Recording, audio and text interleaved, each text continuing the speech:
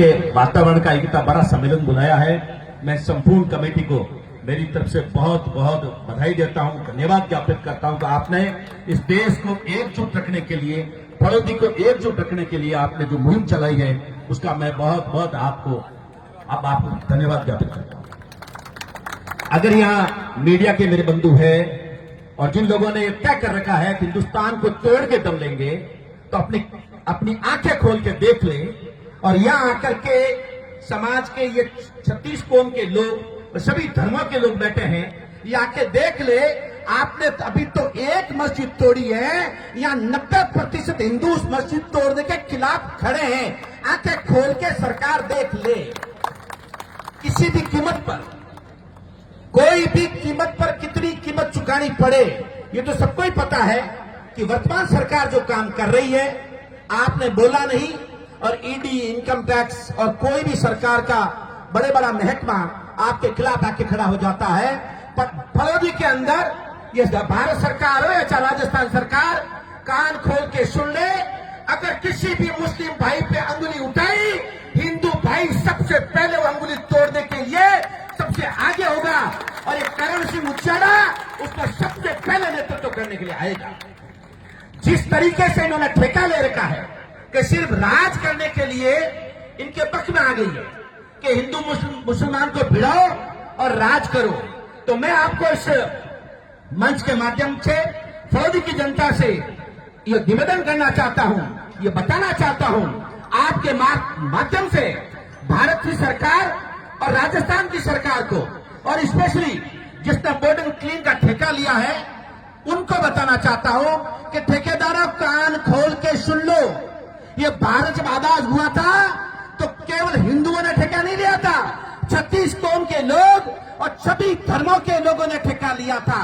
और याद नहीं है तो सुनो मेरी बात, मेरे इस बात बताओ, मौलाना अब्दुल कलाम आजाद साहब कौन थे, उनकी क्या भूमिका थी? अगर आप पढ़े लिखे हो तो बताओ, खान अब्दुल गफार खान साहब का क्या रोल था हिंदुस्तान को आजाद कराने में?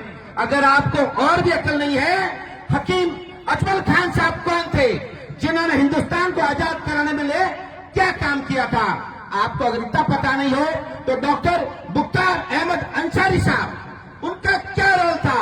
आप अपने किताबें उठाइए और नेट उठाइए और आप चैट जीपीटी में जाइए और पूछिए कि जहां भगत सिंह जी ने फांसी पे चढ़ के देश को आजाद कराया था, जब गांधी जी ने अहिंसा आंदोलन चला के आजाद कराया था, तो इन लोगों का भी जो रोल है आपके सामने आएगा। रफी अहमद किडवाल साहब का क्या रोल था, अशफाक खान साहब का क्या रोल था, और सबसे ज्यादा आपने एक आवाज सुनी है, इंकलाब जिंदाबाद, ये नारा सुना? इंकलाब इंकलाब, ये नारा किसका था? ये मोदी जी का था क्या? है? बताओ किसका था? ये भारत को आजाद कराने के लिए हजरत मोहम्मद साहब का नारा था। वो मुस्लिम थे और सबसे पहले नारा हजरत मोहम्मद साहब ने दिया था कि देश को आजाद कराने के लिए इंकलाब जिंदाबाद का नारा दिया था। तो साथियों, मैं यह कहना चाहता हूं कि आज जिन लोगों के हाथ में सत्ता चली गई है और सत्ता जाने के बाद में जिस तरीके से सत्ता का दुरुपयोग करके हिंदू मुस्लिम को भिड़ा के राज कर रहे हैं, अब मेरी बात मान लो, मैं राम भक्त हूं और मैं भगवान को बहुत मानता हूं। अब इनको राम ही पूगेगा, अपन तो पूग नहीं पाए। अब राम जी के पूगने की बारी आ गई है। कौन सा जी पाता साहब 1 करोड़ रुपया दे दिया, 1 करोड़।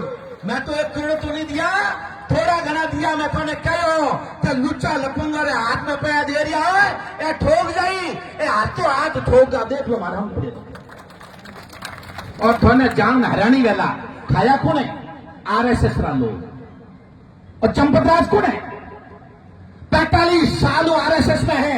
एक ठोको ले कि देश की रक्षा वास्ते आगे लड़िया करे, मैं तो ब्याह भी को नहीं करा, राष्ट्र को निर्माण करा।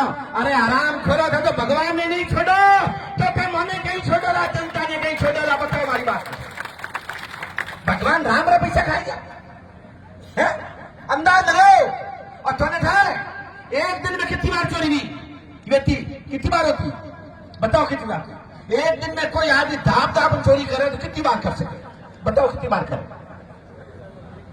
बताओ नहीं थे, बताओ कितनी बार भी थे पेपर पढ़ियो वाला थे, सोशल मीडिया देखी वाला राम रा पैसा एक दिन में कितनी बार चोरिया?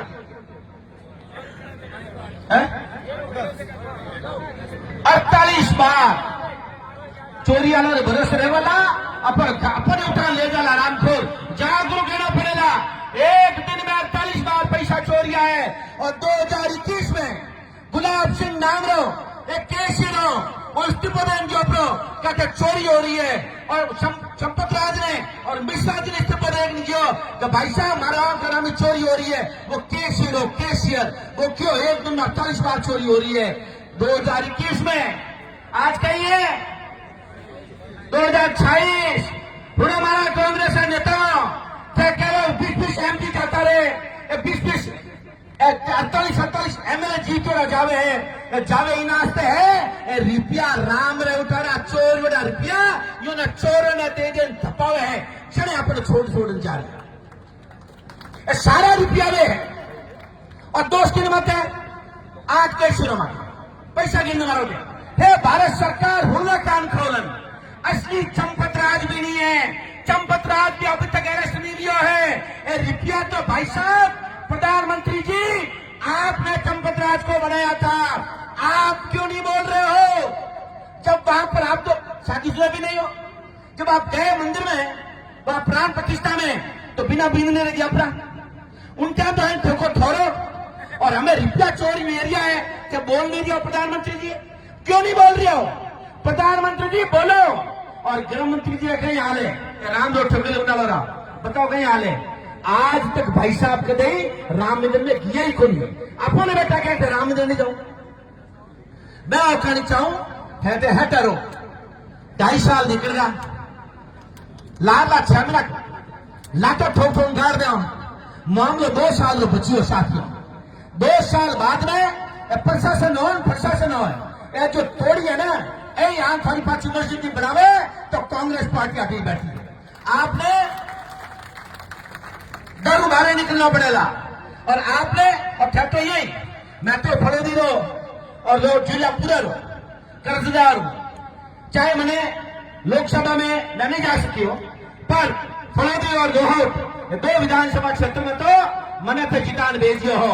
और अगर इन मंच के माध्यम में कहनी चाहूं अगर लोकतंत्र जीवित तो है और आप असली लोकतंत्र पैरी हो तो गजेंद्र सिंह जी कान खोल हो चाहे हिंदू है चाहे मुसलमान। आज कम 10,000 आदमी परेशान हो रहा है क्या हमारा आप नेतृत्व कर रही हो आप आपकी जीत नहीं हो आप धर्म बने हैं कि आप छत्तीस को साथ ले चालो और जो मस्जिद तोड़ रहा है इन्होंने रोको।